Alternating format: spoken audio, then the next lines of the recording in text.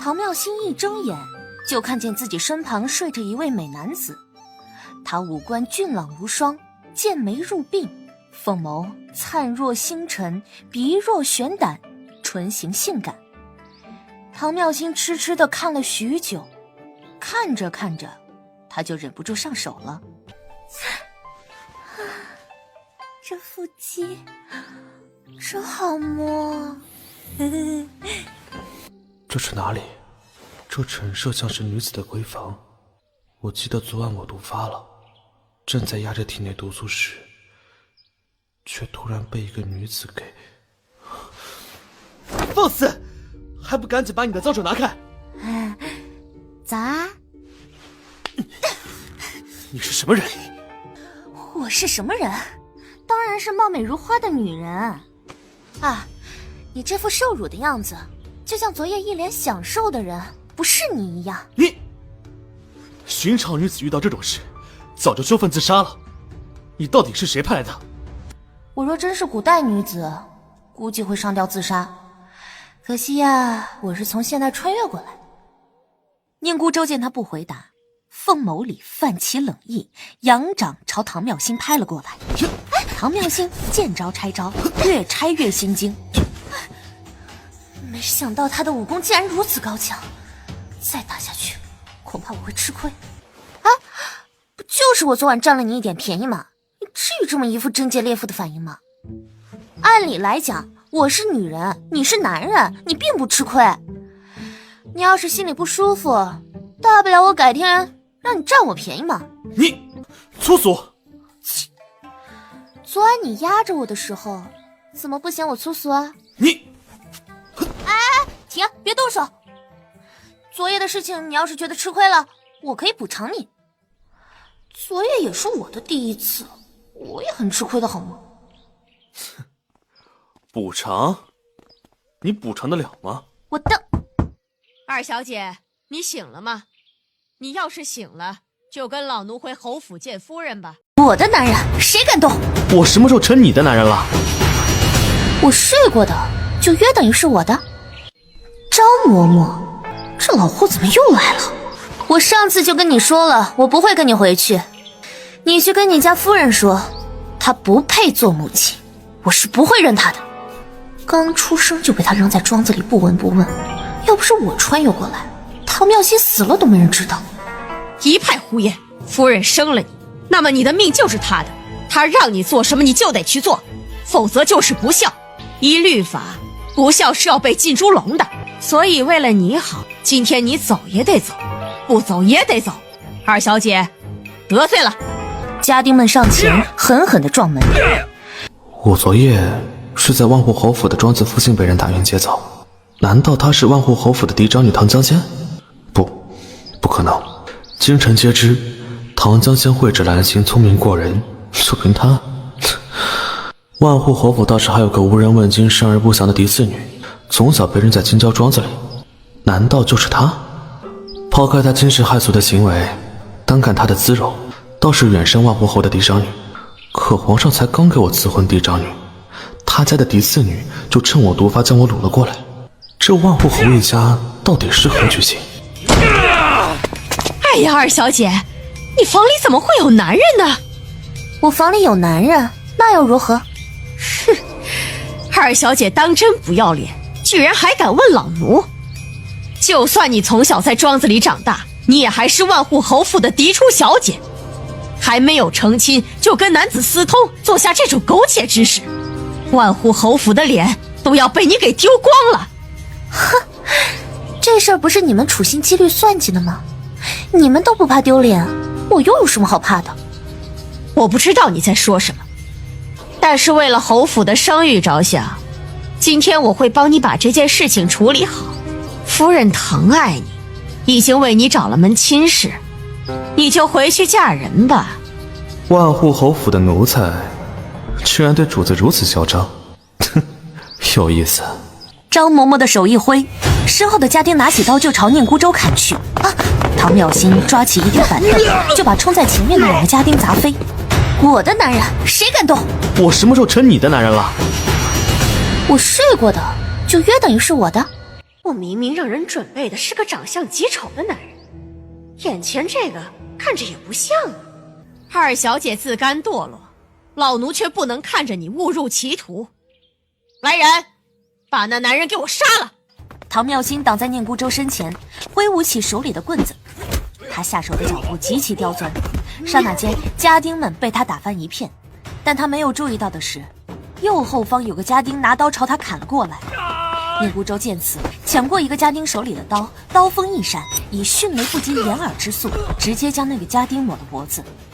我去，这也太凶残了吧！这不是我安排的那个人。不怕死的，就接着上。张嬷嬷见念姑舟手里的刀还在滴血，哆嗦了一下，转身欲逃，却一屁股跌在地。啊，留他一命，我需要他回去报信。你敢命令我？啊，不敢。要不我换个词？这位大爷，小女子求你了。念姑舟的凤眸微微眯了起来，将刀锋收回。二小姐，您有什么吩咐？唐妙心拿起棍子朝张嬷嬷的额角就敲了下去。哎呀，霎时间鲜血淋淋。二小姐，您这是做什么？你回去给你夫人捎句话，就说我唐妙心想嫁谁，我说了算，让她别妄想用孝道来压我。还有我那个好姐姐，你让她最好消停一点，自己招惹来的男人含着泪也得嫁。哎，你现在可以滚了，下次不要让我再看见你，否则见一次打一次。张嬷嬷吓得转身就跑，屋里只剩下唐妙心和念姑舟，两人都没有说话，气氛变得十分诡异。唐妙心的目光不自觉停留在他笔直修长却劲瘦有力的腿上，念姑舟察觉到唐妙心的目光，眉头一蹙，冰冷的目光瞪向唐妙心。多谢这位爷相助。你看什么？念姑舟刀锋一横，指着他的胸口。唐妙心讪笑着往后退了2步。你刚才说要补偿我？别啊！我说过会补偿你的，要不我给你银子？有话好好说嘛，动我多不好啊！你把我当成小官？当然不是，只是我们都不认识对方，更谈不上了解，就这么莫名其妙的睡了一夜，我总不能嫁给你吧？再说了，我也不知道你是什么人，是否娶妻，是否有心上人。我要说要嫁给你，多少有点敲诈您了。虽然说银子很俗，但是从全盘来考虑，我觉得只有赔银子才能展现我的诚意了。这话倒是在理，算你有自知之明。您果然深明大义。说着话，唐妙心走到五斗柜旁，打开抽屉，从里面拿出一张1000两的银票，递给念姑舟。我就只值1000两啊！京城里最好的小官带回家中过夜，一夜也不过100两，1000两已经是超高价了，好不好？唐妙心见念姑舟浑身冒着冷气，只好又走回柜前，拿了一张银票递到他面前。这样总够了吧？你打发叫花子吗？看来是不能了了。打就打，我唐妙心不见得打不过你。我没讹你，难不成你想讹我？爷的一夜不是你买得起的，昨夜的事情你得用1辈子来还。说完，念姑舟就把手里的刀一扔，扬长而去。我呸！睡你一夜就用1辈子来还，什么狗屁强盗理论！你想要我的1辈子，那得看看你有没有那个本事。念姑舟从唐妙心那儿出去之后，回到了秦王府在京郊外的别院。昨夜是莫离失职，未能护好法，请王爷处罚。自己去秦房领罚。是。等下，本王让你去查的事，进展如何？已经查清楚了。昨夜万户侯的大小姐进了太子的别院，到现在还没有出来。本王的这个未婚妻，当真是野心勃勃，还没成亲，就给本王戴绿帽子了。唉，我家王爷文韬武略样样都很出色，只因为生母身份低微，这些年来受尽排挤，为了不受欺，不得不自毁名声，顶着残暴狠辣的皮，行走于这京城之中。之前让你们去做的事情，暂且放下，收集的资料先不对外公布。王爷，你不和万户侯府退婚吗？他唐江仙配不上你啊！哼，我会让万户侯府为他们的行为付出更加惨痛的代价。去查万户侯府的二小姐，本王要她所有的资料。是。宁孤舟身体轻晃，伸手按了一下眉心，额前青筋跳动。王爷，是毒又发作了吗？滚开！宁孤舟突然的狂躁倒不是故意，他小时候被人算计中了奇毒，毒发之时双目失明，整个人都会变得无比暴力。他此刻努力按捺着心中的狂躁。我送您回房。宁孤舟昨夜拔毒，却被唐妙心打扰，导致拔毒失败，内力暂失。如今毒素又开始蔓延。找到诡异了吗？属下无能，诡异行踪不定，又擅长易容，如果他不主动现身，就无从找起啊！不惜任何代价，尽快找到诡异。是。夫人，二小姐与人私通，被老奴捉奸在床，可她居然凶性大发，将老奴带过去的家丁全部杀了，还暴打了老奴。你看，老奴这头上的伤，就是被二小姐打的。你要为老奴做主啊！真不愧是天煞孤星，只要有他出现的地方，就一定会死人。早知道这样，当初就不该因为一念之仁，就应该把他掐死。我家江仙那么优秀，是一定要成为太子妃，母仪天下的，绝不能嫁给秦王那个没有前途的废物。传闻这位秦王常年戴着面具，有眼疾，模样极丑，性子凶残暴戾，极不得成明帝之心。我当初留下唐妙心一条命，现在是唐妙心报答我的时候了。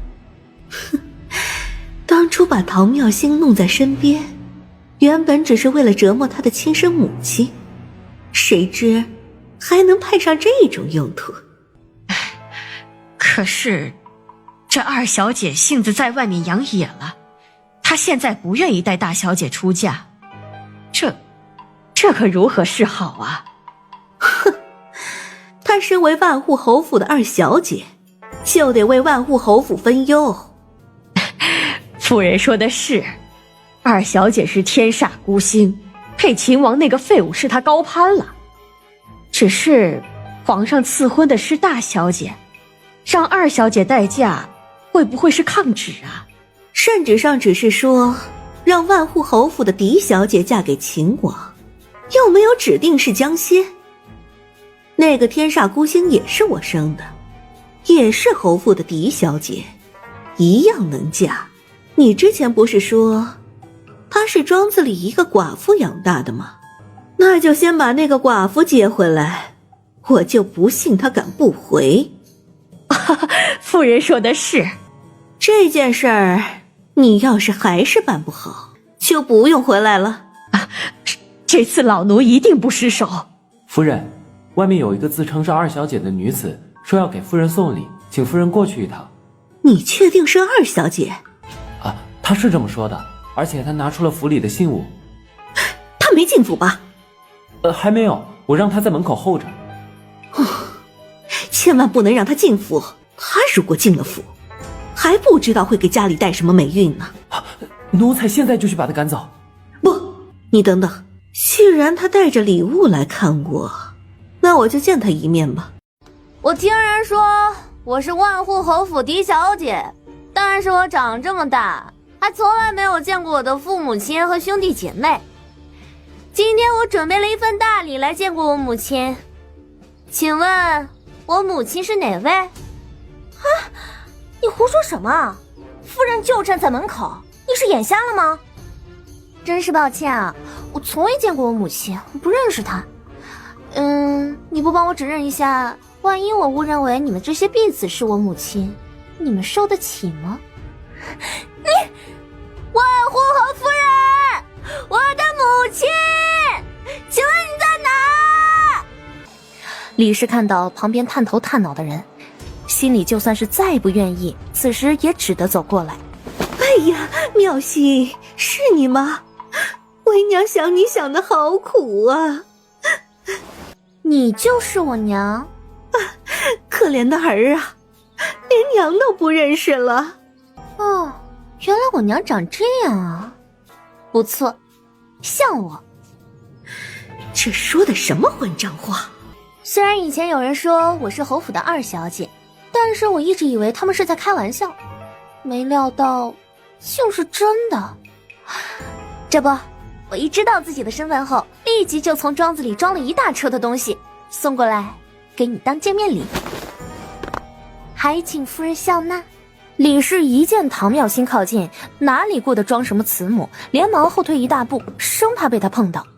夫人不用紧张，我不吃人。你说什么话？你是娘身上掉下来的一块肉，是娘的宝，娘心疼你还来不及呢。要不是你天生命格奇特，国师说你15岁之前不能见我和侯爷，否则你会有性命之危，不然为娘的怎么会不见你呢？夫人看到我高兴吗？高兴，真的是太高兴了。我也是，见到夫人高兴坏了。夫人，快过来看看我送你的见面礼，看看你喜不喜欢。唐妙心说完就把李氏拉到马车旁，不算太宽的车厢里堆了10几具尸体。啊，哎，夫人，看到这些礼物，你有没有很开心啊？你这个逆女，你想做什么呀？我刚才就说了，我给夫人送礼啊，这可是我精心给夫人准备的礼物。夫人，你难道不喜欢吗？我要杀了你！可你舍不得。我要是死了，谁代替唐江仙嫁给秦王啊？毕竟你就只生了2个女儿。他怎么知道我的用意？你想怎么样？我今天过来是想告诉夫人，我对你很不满。你虽然生了我，但是却没有尽过一天母亲的职责，我没打算认你，所以我来是跟你提要求的。夫人答应了我就待嫁，不答应的话咱们就一拍两散。但如果你要使下作手段的话，我虽然势单力薄，但是毁了唐江仙的本事还是有的。夫人如果不信，可以试试。你有什么要求？10万两银子，外加128台嫁妆，嫁妆总值不低于5万两。你不配，也休想！哎呀，夫人终于说出心里话了，好巧啊！我也觉得你不配做我母亲。哎呀，你这是要逼死为娘吗？夫人让我给姐姐代嫁，还不想给嫁妆，哪有这样的道理？你给我闭嘴！给夫人2个选择，一个是答应我的条件，一个是弄死我。不过夫人，你在做决定之前可千万要想清楚哦。说完话，他伸手拔下李氏头上戴的金簪。马车我就不要啦，你这金簪就当是买马车的银子喽。我走啦，夫人，你可千万不要太想我哦。哒哒哒哒哒哒哒哒哒哒。来人啊！夫人晕倒了！唐妙心那个天煞孤星，居然不愿代嫁，敢如此忤逆我！我要将他逐出府！哎呀，唐妙心到底说了什么？就他那粗鄙的样子，要不是因为你，她不要说嫁进皇族了，全京城只怕都没人愿意娶她。竟然还敢想要10万两，她也配？哼，唐妙心已经失了身，嫁给残暴的秦王必死无疑，我何必和一个死人计较？把银子给他。把银子给了他，你和太子的婚事怎么操办呢？总不能比他的少吧？哼，银子给了他，他也要守得住才行。还是我的江仙聪明。至于5万两银子的嫁妆，到时候用些虚头巴脑的东西凑一下就行。他不过是个没见过世面的土包子，根本就不知道那些嫁妆值多少钱。先把他哄过来跟秦王成亲再说，成亲之后就由不得他。就按你说的办。唐妙心知道万户侯府一定会答应他的条件，但他却没想到会答应的这么快。仅隔1天，万户侯府就派张嬷嬷去了庄子。夫人说二小姐身份特殊，从庄子里出嫁最合适了。银子呢？张嬷嬷将一个精致的盒子递到唐妙心的面前。夫人准备得很充分，辛苦张嬷嬷了。二小姐客气了。张嬷嬷，外面的人是谁啊？二小姐一个人住在庄子里不安全，他们都是夫人派来保护二小姐的高手。唐妙心屋外围了足有100来个人，而且个个都是练家子。夫人为了我的人身安全，真是煞费苦心。请张嬷嬷回去给夫人带话，就说我对她的安排很满意。是。张嬷嬷听到这话松了口气，连忙离开唐妙心身边，唯恐她又有什么出格的行为。之前一直住在这庄子，是因为这里环境好，也没有人打扰。既然现在这里不再安生，换个地方住也不错。这个季节去看江南的烟雨，刚好能欣赏一城的春色。唐妙心拿了些银子，便背着包袱骑马南下。唐妙心骑着马到了渡口，船老大安排他上了一条小船，顺着这条江一路南下。我先去休息。等唐妙心醒来的时候，天已经大亮。他随手去摸随身的包袱，却摸了个空，他瞬间清醒。唐妙心大步走出船舱，却发现船停在岸边。宁孤舟一身玄衣，坐在距他约莫3丈远的地方钓鱼。我设计万户侯府，从拿银子到走人不过半天的时间，没有人知道我的计划。他是怎么找过来的？喂，你这是要做什么？还记得我上次离开时的话吗？记得，但我又没答应你。没有我的允许，你不能离开京城。凭什么？如果我硬要走呢？那就把尸体留下。想要我的命？哼，那也得看看你有没有那个本事。唐妙心走了不到10步，10余个黑衣人围到他身边，那些人个个是武功好手，绝不是万户侯府的那些家丁能比的。打不过的唐妙心只好愤愤回到宁孤舟身边。你到底是什么意思？你说我什么意思？要不是他身边有那么多帮手，我早就动手了。既然打不过你，看我恶心不死。我知道我人见人爱，你舍不得我走也正常。行吧，看在你对我一往情深的份上，我不走了。你把我行李还给我呗。宁孤舟略抬了一下手，便有一个灰衣人把唐妙心的包袱递了过来。唐妙心看了他们一眼，打开包袱，发现里面什么都在，就是10万两银子不见了。喂，你拿我银子做什么？你那天不是好奇我的一夜值多少银子吗？这是答案。我要冷静，冷静。对，冷静下来，好女不跟男斗。现在你银子也拿了，可以放我走了吧？你现在可以走，但是要离开京城，就把尸体留下。兄弟啊，你这样做就有点过分了，拿了银子还要扣人，是不是有点不讲道理啊？规则是强者定的，等你哪天有跟我叫板的能力，再来跟我讲道理。好想弄死他呀！我没精力天天看着你，这一次是给你提个醒，下次你再试图逃走，格杀勿论。放下话，拎着鱼篓扬长而去。天哪，这世上怎么会有这种男人啊？为什么我那天要睡了他呀？万户侯府肯定已经知道我逃跑的消息，之后一定会想着法子折腾我。有这位大爷看着，我还离不了京。你他喵的到底是谁呀？唐妙心望着他离去的背影，开始思索脱身的法子。既然不能走，那我就要想个法子改变一下现在的局面。万户侯府是一定会让我带唐江仙嫁给秦王的。如果秦王知道代嫁这事儿，哼，我这就去找秦王。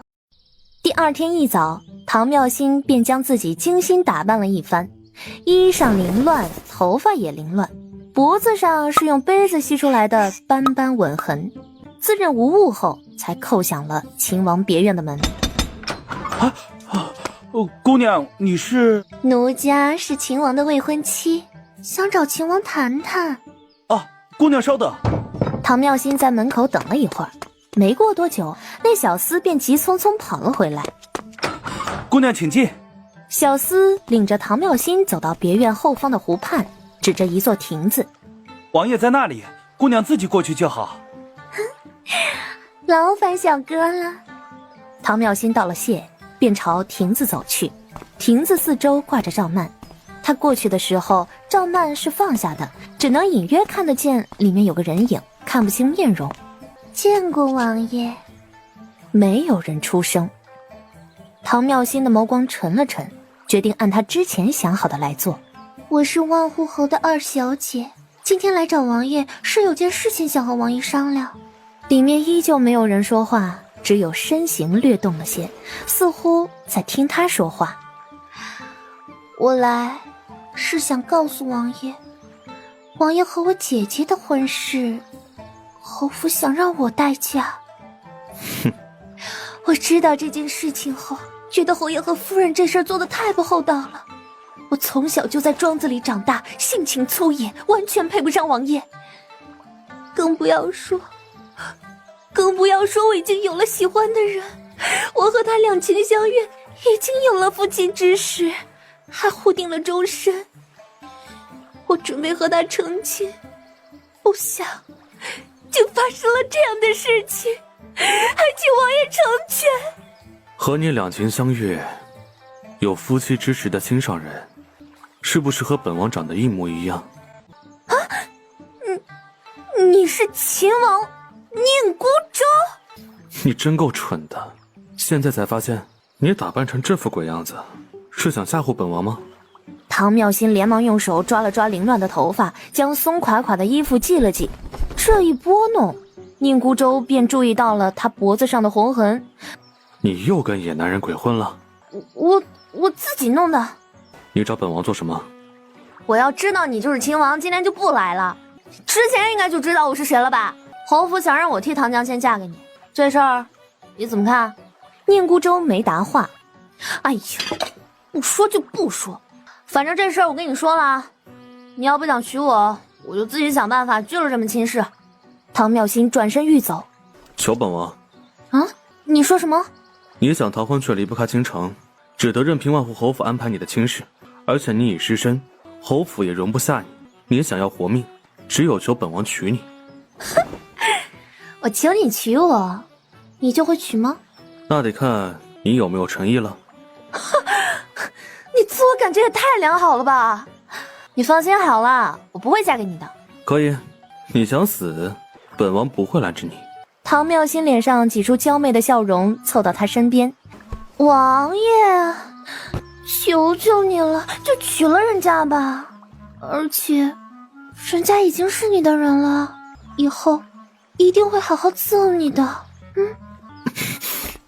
你正经点儿。哎，我们马上就是夫妻了，正经就见外了。这里又没有别人。放手！说完，扬掌就朝他劈了过去。唐妙心轻盈的一跃跳到一旁的柱子边，表情这么冷，心跳却这么快。王爷，你这样口是心非，小心憋出病来。唐妙心不想跟他打架，见好就收。停！方才我测你脉搏时，发现你脉象凌乱，身中剧毒。如果不是你高深的内力压着，你早死了。我中毒的事情，知道的人非常少，他怎么会知道？你每次毒发时就会双目失明，性情暴戾，无法控制。王爷，我说的对吗？这些都是谁告诉你的？没有人告诉我，是我刚才给你把脉把出来的。哼，你不会天真的以为我刚才是对你投怀送抱吧？我虽然喜欢长得好看的男人，但是你的脾气坏成这样，长得再好看我也不会喜欢。哎，你也别生气啊，我看你也不是很想娶我，不如这样吧，我们做一个交易。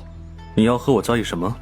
我可以为你解毒，不过你要先把之前10万两银子还给我，再付我10万两的诊金。10万两银子换王爷一条命，很划算的。在下还有一个不情之请，请王爷与我成亲。王爷放心，只是暂做假夫妻，等毒解了之后，我们马上和离。你好大的口气，为本王解毒，就凭你？对啊，就凭我。你中毒多年，每次发作的时候，你都会生不如死吧？我猜你应该找遍了所有能找的大夫，但是那些大夫都束手无策。遇到我，算你运气好。你是鬼医的弟子？算是吧。他的资料我都翻阅过，他虽从小在庄子里长大，1年下来住在庄子里的时间却不多，总是到处乱跑，并且行踪不定。要说他治病的经验，就我查到的资料，也不过是治好了1头牛、2头猪、3条狗而已。但他又能准确地说出我中毒的症状，而且他离开庄子时，毒晕了100多个侯府的侍卫，手法和迷药，我的手下都无法探测出。或许可以让他试一试，解了本王的毒，本王就放你走。你如果是在骗本王的话，本王会让你生不如死。王爷，你要弄清楚哦，现在是你在求我，威胁的话就不要说了。你这样威胁我，小心我以后给你一边解毒一边折腾你。不如你现在就好好的求求我，求我倾尽全力为你解毒。你不要得寸进尺。你脾气也太差了，哎，可要好好改改哦，不然病情可会加重哦。说着话，他就跳出了亭子。听到唐妙心的挑衅，隐藏在暗处的莫离忍不住跳了出来。王爷，要不要派人给他一点教训？加派人手盯着他。好嘞，我会让人好好教训他。她很快就要嫁给本王，以后就是本王的王妃，谁也不许动她。听到这话，莫离呆了一下。以前要是有人敢这样跟王爷说话，早就身首异处了。可今天唐妙心不但安然离开，王爷还不许我们动他。他能给本王解毒，所以在那之前，他不能有任何闪失。唐妙心说能给王爷解毒，王爷竟然就信了。我家王爷什么时候变得这么好说话了？行了，你快去办事吧。是。唐妙心哼着小曲儿回到庄子，庄头急吼吼地跑了过来。妙心，你总算回来了。侯府的人把巧娘抓走了，你要是再不回来，他们就要对巧娘不利呀。巧娘就是把唐妙心养大的寡妇，平时对她照顾有加，视如亲生。巧娘都离开庄子了，他们怎么找到巧娘的？巧娘今天回来拿东西，就被他们抓走了。二小姐回来了就好。你这2天不在庄子里，夫人担心得很，这特意让我带了份礼物送给你。张嬷嬷说完，身后的丫鬟打开了一个盒子，盒子里放着一只手，正是巧娘的手。啊！你们把巧娘怎么了？二小姐是要嫁给秦王的，我们不能把你怎么样，那就只能对巧娘动手了。夫人说了，这只是给你一个警告，你要是再敢跑的话，下次送过来的就是巧娘的人头了。你们竟敢伤巧娘！我们就是伤了巧娘，你又能怎么样？就你这样的天煞孤星，根本就不配活在这个世上。让你带大小姐嫁给秦王，是你上辈子修来的福气。你不珍惜这样的福气，竟然还想带着10万两银子逃跑，那就得让你付出代价。他的话还没说完，唐妙心已经往张嬷嬷嘴里塞了什么东西。你往我嘴里塞了什么？我看你就是找死！来人，把他……张嬷嬷的话还没有说完，就觉得自己的咽喉剧痛无比，一句话也说不出。不一会儿，就重重的倒在地上。只是转眼的功夫，她整个人就化成了一滩血水。跟张嬷嬷一起来的丫鬟吓得直哆嗦，一屁股摔倒在地。回去告诉李氏，他要是敢伤巧娘一根汗毛，今天张嬷嬷的下场就是明天李氏的下场。你现在可以滚了。丫鬟连连点头，踉跄地跑走了。看来我上次给李氏的教训还不够。丫鬟回到侯府后，哆哆嗦嗦地把经过和李氏说了。混账东西，我是他母亲，他居然为了一个外人威胁我。你说唐妙心只是往张嬷嬷的嘴里喂了一颗药，张嬷嬷就化成了一滩血水？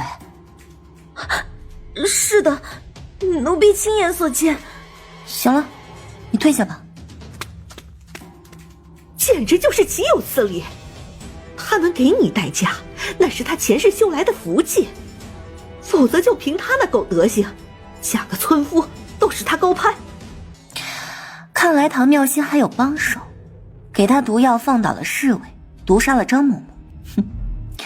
不过他今天的反应也证明了巧娘在他心里的地位很高。现在巧娘在我们手里，他应该不会再逃婚。太子殿下早就看秦王不顺眼，把唐妙心嫁过去，刚好让他做我们的内应。只要巧娘在我们手里，哼，他不敢不听话。要不是他还有点利用价值，我早就把他给……